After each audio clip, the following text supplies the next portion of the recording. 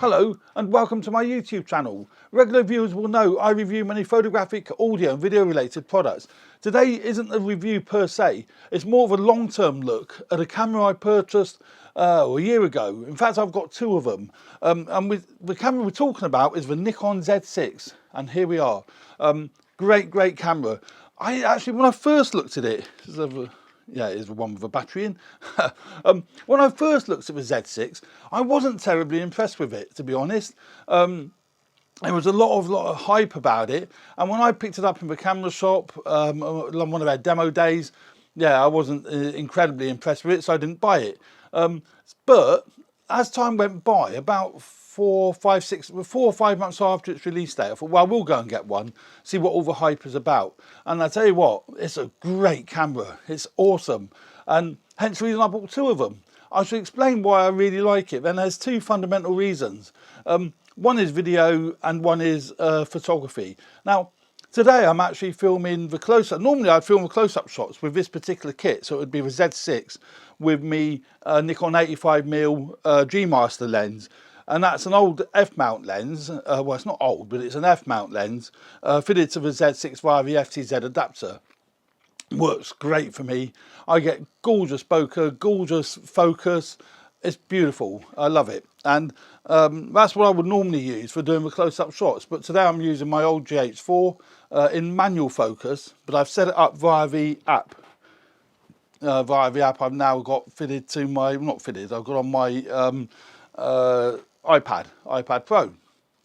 And then the wide shot is being filmed on my Nikon Z50. That's how much I'm really enjoying the Z system. And it's a great system. So I've got my Z50 fitted again with the FTZ adapter, and I've got a Sigma 17 to 70 lens fitted to me Z50.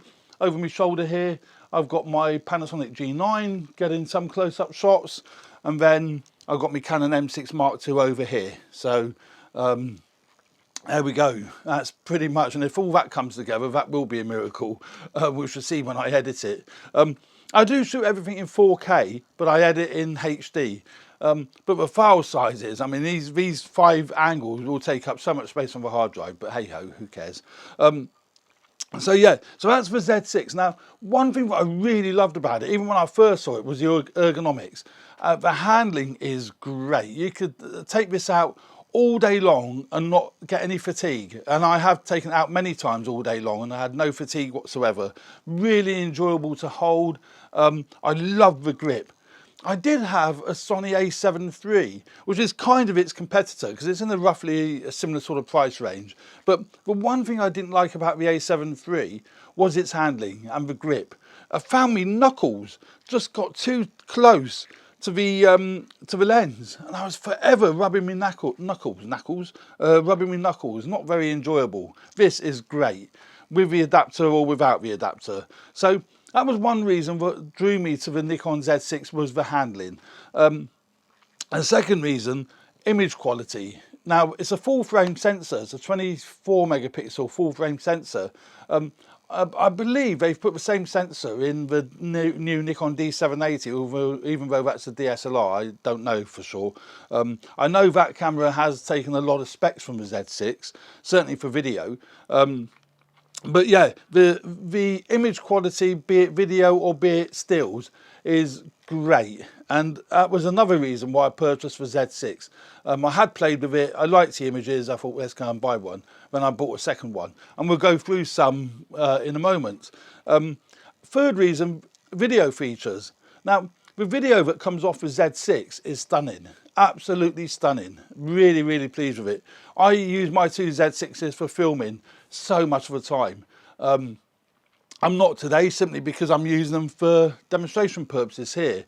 Yeah, the filming quality off the Z6 is great. It does 4K obviously, it does 4K 30p, well 25p here in the UK, 50p.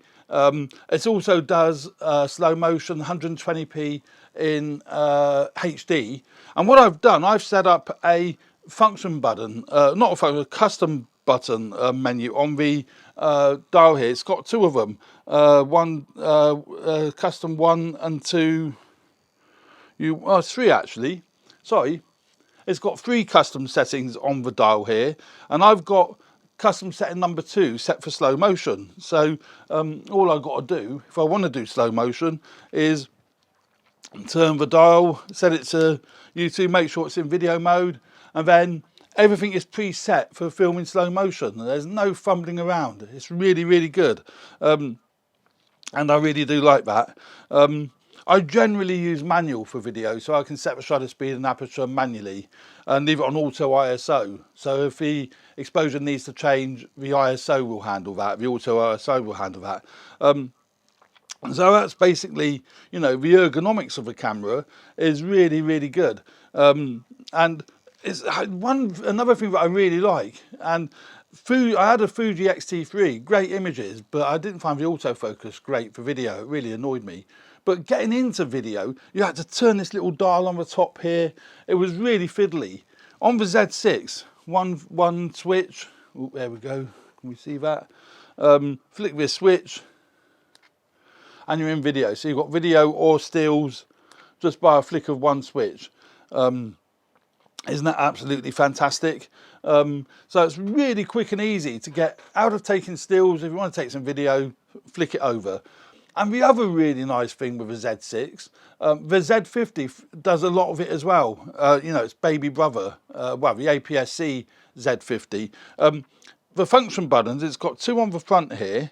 So you've got 2 function buttons on the front, as well as function buttons on the top. You've got your ISO, exposure compensation, and a range of other function buttons. But they can be set differently in video to what they are in stills. And I find that great. I'll give you an example. Like now I've got this in stills mode. So this top function, let's turn this all on, take the lens cap off. So the top function, not getting much of an image. Let's turn open the aperture a bit. Go right open, turn the shutter speed down. So we've got an image. Right. In stills, I've got the top function button, as you can see, set to where you want to focus mode, wide, pin focus, area focus, whatever. And then on the bottom function button is the metering. So, and that's great, so you can adjust whether it be matrix, pop metering, whatever. And then I've got the record button set for setting whether you want DX mode, FX mode, well, full frame mode, or crop sensor mode. I don't use it a great deal in stills, because if you're using crop sensor mode in stills, you're going down to about 10 megapixels. So, but it can be useful, certainly useful in video, because using a cropped part of a sensor for 4K video is completely fine. It becomes like a super 35mm mode, APS-C mode. So that's those function buttons set for stills. But when you flick it to video, the buttons act differently. Isn't that awesome? So, for example, the top one now adjusts the microphone levels, which is great. And then the bottom one sets the image area, whether it be DX mode, FX mode, you know. And I use that more in video than I do in stills. So, you know, absolutely fantastic. It's got a LCD panel on the top, so you can actually see, you can quickly see what your settings are. So you've got your LCD panel. When you adjust the aperture, that'll move on the panel, battery indicator, etc, etc. So it's a lovely camera to use because you can get to all the functions nice and easily. And I really do like that. It has only got the one card slot. It's XQD card, which is fine. I've not had any failures. So it takes XQD card, just slots in the side there. Never had an issue with that at all. I do understand, I completely understand professionals wouldn't want to rely, if you're doing a wedding, you wouldn't want to rely on one card. So I do get all that. But when you're doing video, it's fine. And if you really are concerned, plug in an Atmos recorder. So you're recording it twice, although in certain modes it will only record. If you're recording 10-bit output via the HDMI, it will only record to the Atmos. It won't record internally. The autofocus is great. Eye detect, it all works fantastically. So no issues there. And with autofocus for video, I've had no problem with any of my lenses. It just works. It just really is good, and it doesn't hunt. There's no pulsing. I've talked about pulsing a lot, and on my GH4, my GH5, which I've now sold, but I had a GH5, you would get pulsing. And even on the G9, although it's damn good, you still get, every now and again, it still is hunting for focus. You don't get that on the Z6. It locks. It's great. Love it. And the pulsing is a problem with a Panasonic GH4 badly, but I've got that set to manual focus, so I'm hoping that's working a treat. We shall see when we come to edit it. But image quality on the Z6 is, you know, brilliant, regardless of what lens you use. Now, this shot here was taken on the standard Nikon 24-70, their kit lens. They call it a kit lens. But the Z system, the Z mount is awesome. We can't really call them kit lenses. They're so much better than a kit lens would be, that you would normally associate as a kit lens. But the Z mount, I think it's 52mm diameter, but it's a really, really wide diameter. It's absolutely awesome. The Z50 uses the same mount. There's been, I wouldn't say controversy, but there's been thoughts of whether that was a good or bad decision. I think it's a great decision. I can use all my same lenses on it. You know, obviously they can be taken into account the crop factor, but you know, these lenses are fantastic. This is the 24-70. Oh no, this is the 14-30 wide angle one. I love this lens. Absolutely love this lens. I mean, it's not cheap, but it's a fantastic wide-angle lens. The only thing I don't like about these lenses, you have to sort of turn them off. You've got a little, you see a little white dot, and it won't work until you physically turn it on. I find that kind of annoying. Well, not kind of, very annoying. Canon do the same thing. It does annoy me. But so anyway, as for 24-70 f4 kit lens, went to Bath, got some great images, you know, and the Z6 is just tag sharp. I mean, it's just beautiful. The sharpness there is outstanding, you know. Same again.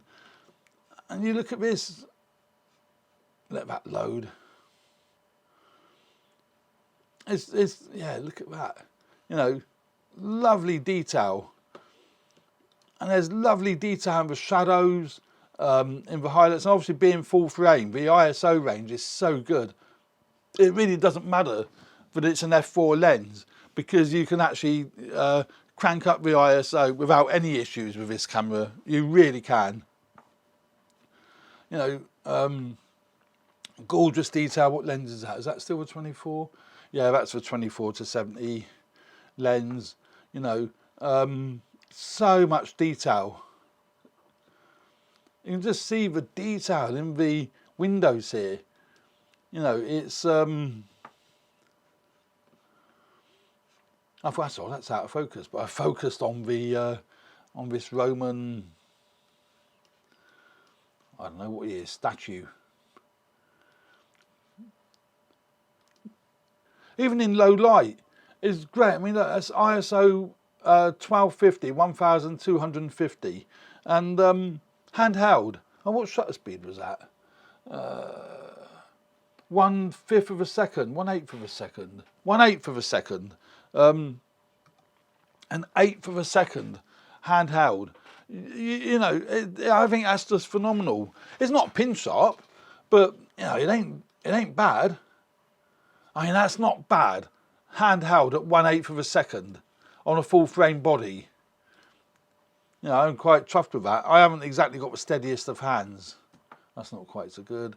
And again, if we look at, now I've deliberately put these in to show you how you can actually bring up the shadows.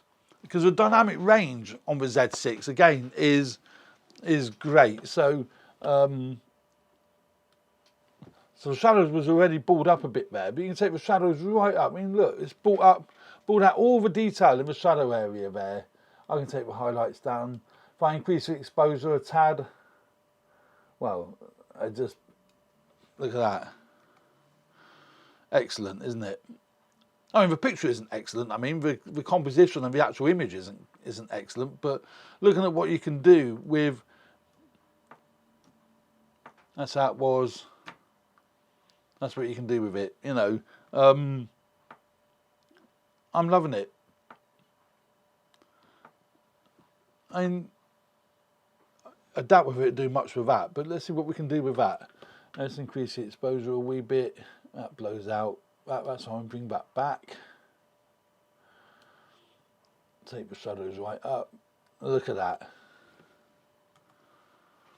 You know, there was no detail there. I'd have to do a lot more work on it to see. I wouldn't bother. It's a, you know, compositionally it's crap. But you know, there was no detail there before. Look, it just couldn't see nothing in the shadows.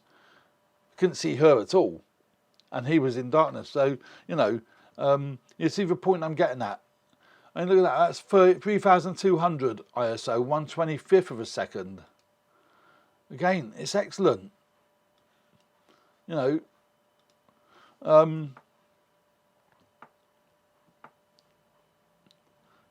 it's just the clarity and the sharpness.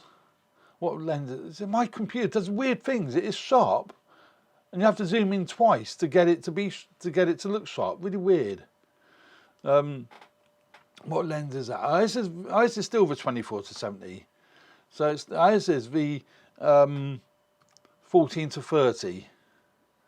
I love all this, you know, just doesn't look right, and that's why I love it. It's really weird. It's almost got that sort of fisheye look. It's great when you're looking up, you know, but again, sharpness, clarity, dynamic range, you know, everything about the way these Z6s are working is great.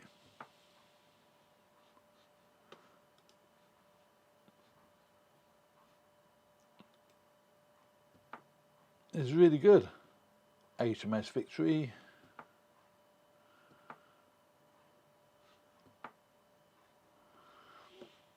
And, you know, I mean, that was obviously shot, what's that?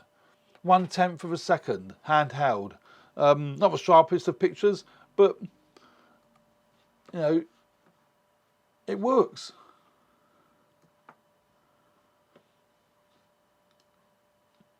All handheld. I don't know why my computer makes it look like it's not sharp when I know for a fact it's sharp. There we go, that's better.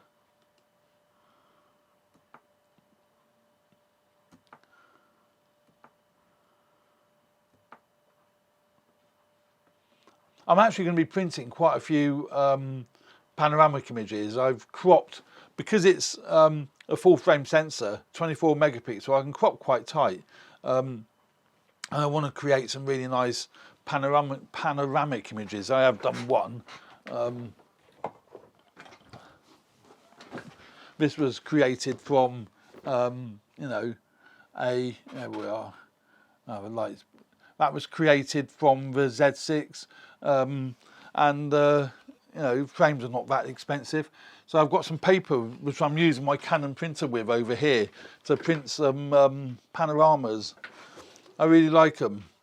I'm into panoramic images at the moment, but again, just flicking through them, I could go on and on and on, but I think you get the point. I'm really chuffed to bits with the flexibility, the image quality, the dynamic range, the lenses. I know there's not a huge selection of lenses at the moment. Look at that, just gorgeous quality. Although the 14-30 is a great lens, but there isn't a huge range of native Z-mount lenses. But as I said, with the FTZ adapter, of which I've got my 85mm G lens fitted to here, you know, why worry about it? There's bucket loads of f-mount lenses available, and most of them, certainly all the Nikon ones, pretty much all the Nikon ones work with a Z6, and they work gorgeously. And that camera's died on me. They work beautifully. So you know, a great you know, camera. Don't worry about whether it's Z mount. Who really cares? You know, use your f-mount glass on it. It's, you know, I don't know how good it is as a sports camera.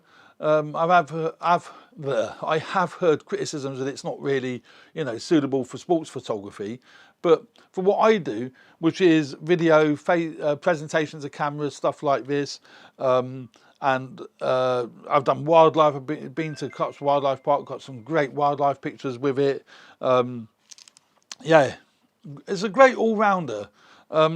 And great images. There we go. I can't say any more. I just really love the Z6, and I think I've had it long enough now to be able to confidently say this is a great camera, and I can highly recommend it. So there we go. Hope you found that useful. Thanks very much for watching. Hope you enjoy the channel. If you do, please subscribe if you haven't already done so, and hit the like button if you like the content. Thanks very much. See you soon. Bye.